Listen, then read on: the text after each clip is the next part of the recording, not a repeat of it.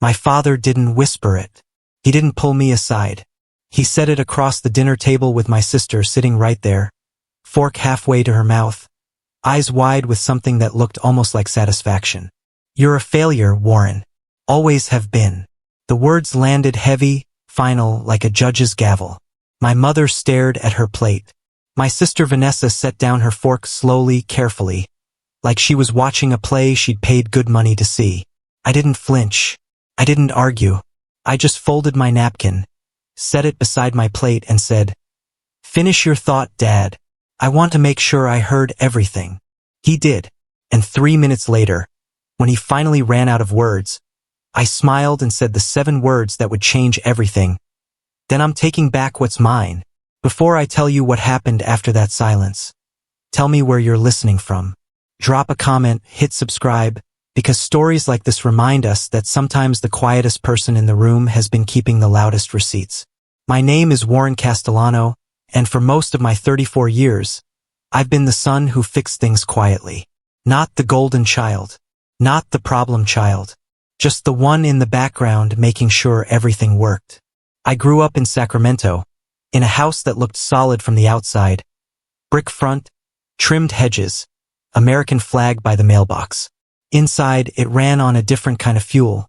My father's approval rationed out like wartime supplies, most of it going to Vanessa. She was 3 years younger, born with a kind of brightness that made people lean in when she talked. Homecoming court. Debate team captain. The kind of daughter who made my parents' friends say, "You must be so proud," they were, of her. I learned early that my role was different. I was the safety net, the backup plan, the son who could handle things without needing praise. When the furnace broke, I fixed it. When Dad's truck wouldn't start, I diagnosed the alternator. When the business struggled, I was the one who stayed up late running numbers, finding inefficiencies, quietly saving what they'd built. My father owned a small commercial painting company, Castellano and Sons, though the Sons was aspirational.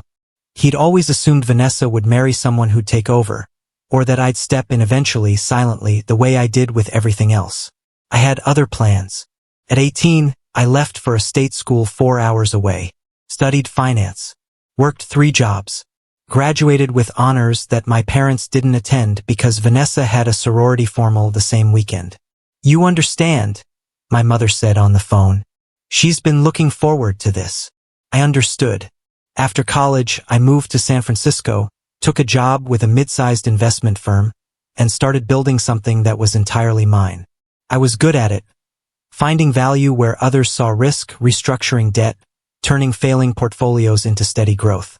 By 28, I was making more money than my father ever had. By 30, I'd been promoted twice. By 32, I was managing 8 figures in client assets. My parents never asked about my work. When I visited for holidays, the conversation always bent back toward Vanessa. Her job at the nonprofit, her boyfriend, her apartment, her plans. "Vanessa's thinking about grad school." My mother would say, eyes bright, "That's great," I'd reply. "She'd need help with tuition, of course." Of course. I helped. Not because they asked directly, but because the requests came wrapped in worry, in phrases like "we're stretched thin" and "just this once." I paid for Vanessa's grad school. All of it. 2 years at UC Davis, $60,000, wired in quiet installments that she never acknowledged and my parents never mentioned again. I also paid for the new roof on their house after the winter storms. Paid off the company truck when the transmission failed. Covered my mother's dental work when insurance denied the claim. Every payment I documented. Not out of spite, but habit. I was a finance guy. I kept records. For years, this was our rhythm. I worked. They needed. I gave. Vanessa shined. And then came Thanksgiving. The invitation came 6 weeks early, which should have been my first warning. My mother called, voice artificially bright, the way she sounded when she was trying to sell me something. "We're doing Thanksgiving at the house this year. Big family dinner. Your uncle, your cousins. Vanessa's bringing someone special." "I'll be there," I said. "Wonderful. And Warren, dress nicely. It's going to be a real occasion." Occasion. The word stuck with me. My mother didn't use words like that for turkey and stuffing. I drove up from San Francisco the night before, my Tesla humming through the dark valley roads. The house looked the same as always, the roof I'd paid for holding strong against the November wind. Inside, the air smelled like cinnamon and butter. My mother hugged me at the door, then immediately turned her attention to adjusting a centerpiece. My father nodded from his chair, eyes on the football game. Vanessa arrived an hour later with her boyfriend, a guy named Troy who worked in tech sales and wore a blazer to Thanksgiving dinner. He shook my hand too hard and called me brother within 5 minutes of meeting me. The dinner itself was elaborate. My mother had gone all out. China plates I'd never seen before, cloth napkins, candles that probably cost more than the turkey. We sat. We ate. The conversation flowed easily at first, my uncle telling the same stories he told every year, my cousins laughing politely, Vanessa glowing in a way that made my mother keep touching her arm like she might disappear. Then my father stood up. He didn't announce it. He just rose, glass in hand, and the table went quiet the way it always did when he wanted attention. I want to say something, he began, voice steady, practiced. This family has always been about legacy, about building something that lasts.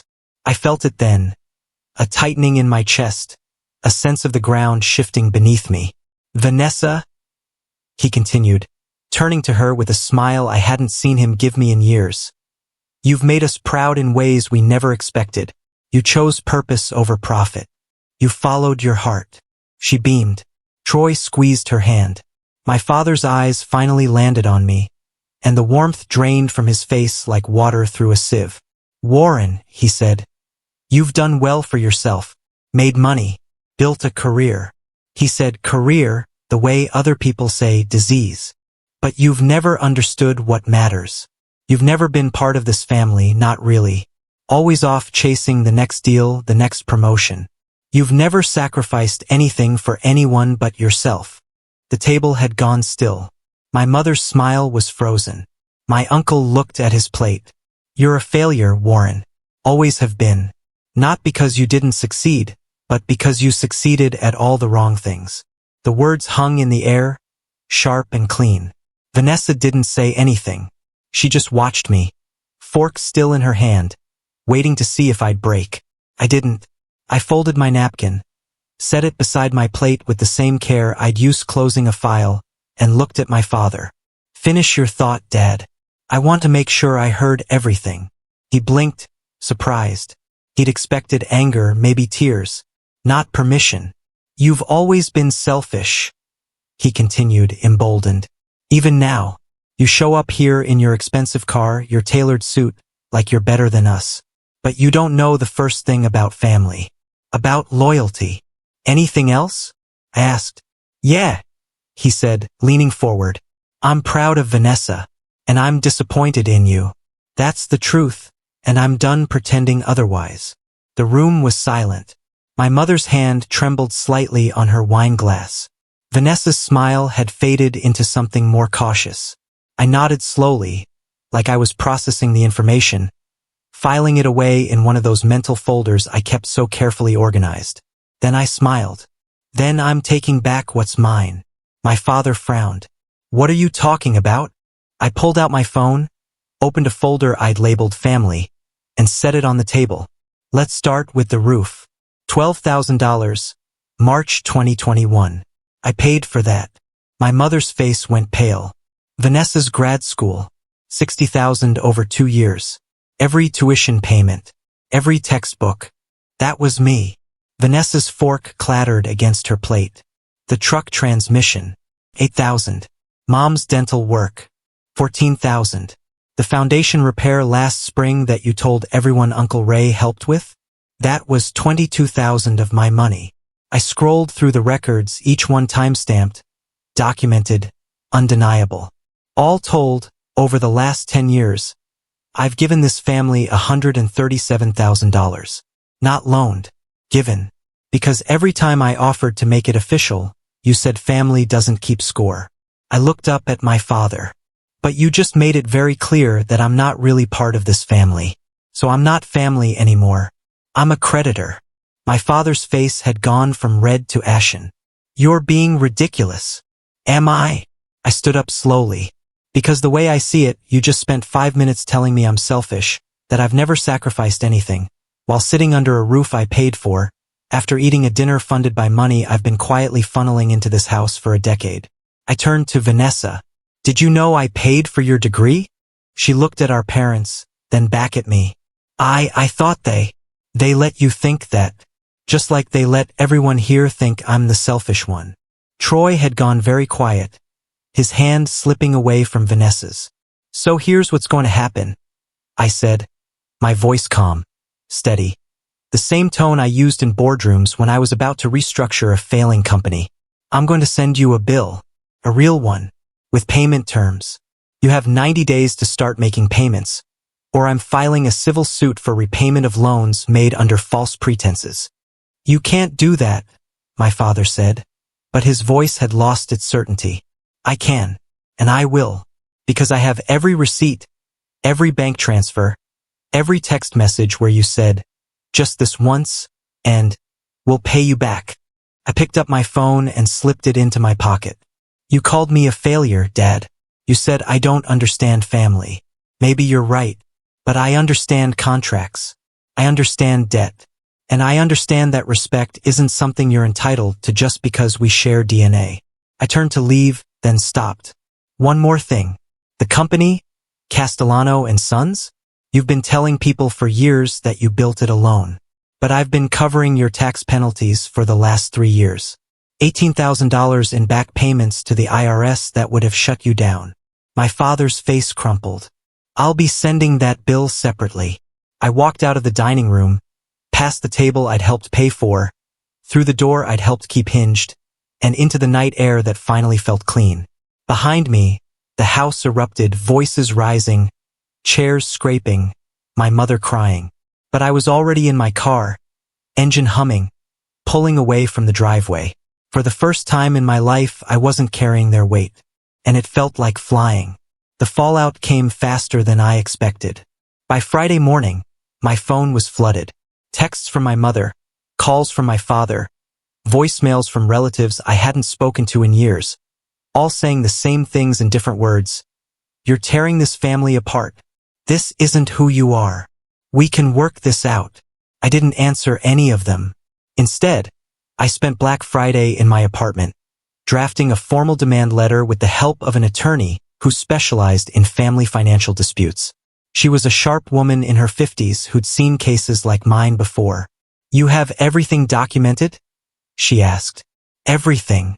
And you're sure you want to do this? Once you file, there's no going back. Families don't recover from this kind of thing. I looked at her. They already didn't recover. I'm just making it official. The letter went out the following Monday, certified mail, signature required. It outlined every payment I'd made, every promise that had been broken, and a repayment schedule that was generous by legal standards but impossible by theirs. The first response came from Vanessa. She called on Tuesday night. I almost didn't answer, but curiosity won. Warren, she said, voice small in a way I'd never heard before. Can we talk? We're talking now. No, I mean in person. Please. Against my better judgment, I agreed to meet her at a coffee shop in Berkeley, halfway between our worlds.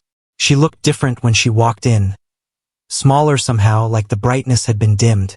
She ordered a coffee she didn't drink and sat across from me, hands wrapped around the cup for warmth. I didn't know, she said finally, about grad school, about any of it. I know. They told me they'd saved up, that they'd planned for it. They lied. She flinched. Why didn't you tell me? Because you were happy. And because I thought... I stopped, searching for the right words. I thought if I kept everyone else happy, eventually I'd matter too. Her eyes filled. You always mattered, Warren. No, I said quietly. I was useful. There's a difference. She wiped her eyes with the back of her hand, mascara smudging. Troy broke up with me. I wasn't surprised, but I didn't say that. He said he can't be with someone whose family is financially chaotic. That's what he called it. Chaotic. She laughed, but it came out broken. I defended them. I told him it was just a misunderstanding. But then Mom called me crying, saying they might lose the house, and I realized. Realized what? That I never asked where the money came from. I just took it. She looked up at me. I'm sorry. The apology sat between us, small and insufficient. Are you going to make them pay? She asked. Yes. Even if it ruins them? They ruin themselves, Vanessa. I'm just refusing to be the one who keeps fixing it. She nodded slowly, like she was finally understanding something she'd been blind to for years. For what it's worth, she said, standing to leave. You're not a failure. You never were. After she left, I sat there alone, coffee gone cold, and realized something. Her apology didn't fix anything, but it also didn't need to. I wasn't doing this for apologies. I was doing it for me. The legal process moved forward with the cold efficiency of contracts and deadlines. My attorney filed the demand. My parents hired a lawyer they couldn't afford who sent back a letter claiming undue emotional influence and gifts freely given. My attorney responded with bank records, text messages, and a timeline that made it clear this wasn't charity. It was a pattern of financial manipulation. By January, they agreed to mediation. We met in a sterile conference room in downtown Sacramento, fluorescent lights humming overhead. My parents looked older than I remembered. My father's shoulders curved inward, my mother's hands shaking as she signed the agreement. The mediator was professional, clinical, treating our family like a business dissolution, which, in a way, it was. The final terms were simple. They would repay $50,000 over 5 years, a fraction of what they actually owed, but enough to make the point. The rest would be forgiven, not out of generosity, but practicality. You can't extract blood from a stone. In exchange, I agreed to sever all financial ties. No more emergencies. No more just this once. The safety net was gone. My father didn't look at me during the signing. My mother cried quietly, the kind of tears that don't ask for comfort. When it was over, I stood up, shook the mediator's hand, and walked out. I didn't say goodbye. 6 months later, I was sitting in my apartment on a Saturday morning when I got an email from an address I didn't recognize. The subject line read, "Thank you." I almost deleted it. Then I saw the signature, Vanessa. Warren, I know you probably don't want to hear from me. I know I'm probably the last person you want to think about, but I needed to say this. I got a new job. Not nonprofit work, something in corporate sustainability that actually pays. I'm covering my own rent now, my own bills. For the first time in my life, I'm not asking anyone for help. It's hard. Some days I feel like I'm drowning. But I'm learning something I should have learned a long time ago. I'm capable of more than I thought. You were right about everything. About Dad. About me. About the way we all used you without even realizing it. I'm not asking for forgiveness. I don't deserve that. But I wanted you to know that you weren't wrong. And you weren't a failure. I was just too comfortable to see it. I read the email twice, then closed my laptop. She was right. She didn't deserve forgiveness. But maybe, in time, there'd be something else. Not reconciliation. Not family in the way we used to define it. But honesty. And that, at least, was a start. It's been a year since that Thanksgiving dinner. My parents made their first payment on time, then missed the second. My attorney sent a reminder. They've been on track since. I don't go home for holidays anymore. I spend Thanksgiving with friends, Christmas in Tahoe, New Year's in whatever city feels far enough away. Sometimes people ask if I regret it, if cutting off my family was worth it. I tell them the truth. I didn't cut them off. I just stopped pretending their need was my responsibility. And the difference, it turns out, is everything. My father called me a failure in front of my sister. He said I didn't understand family, didn't understand sacrifice, didn't understand what mattered. He was right about one thing. I didn't understand. I didn't understand that love without respect is just a polite word for use. I didn't understand that giving until you're empty doesn't make you generous. It makes you a resource. But I understand now, and I'm never going back. If you've ever been the one who gives and gives until there's nothing left, tell me your story in the comments. Where are you listening from? And what would you have done in my place? Hit subscribe if stories like this remind you that choosing yourself isn't selfish. It's survival. Because sometimes the people who call you a failure are just angry you stopped letting them succeed at your expense.